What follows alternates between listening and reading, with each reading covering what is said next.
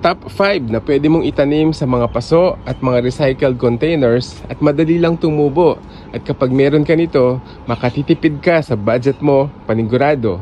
Number 1, eggplants. Madali lang itanim sa mga paso at matutuwa kang talaga dahil napakasipag mamunga. Instant ulam para sa pamilya. Masarap itorta at gawing ensalada. Number 2, patatas. Masarap sa menudo, afritada at nilagang baka. Pero alam nyo ba na madali lang itong itanim? Huwag mong itapon yung mga lumang patatas na naiwan mo sa refrigerator. Itanim mo na lang, tiyak tutubo yun. Number 3, paborito ng lahat, pechay. Meron ba kayong mga lumang styrofoam box? Pwede niyong pagtaniman ng pechay yon, kagaya ng pinapakita ko sa inyo ngayon. O kaya naman yung mga bote ng soft drinks na itinapon ng kapitbahay mo kahapon. Pulutin mo, gawin mong taniman ng pechay. Tiyak, ang ganda nun. Number 4, sibuyas.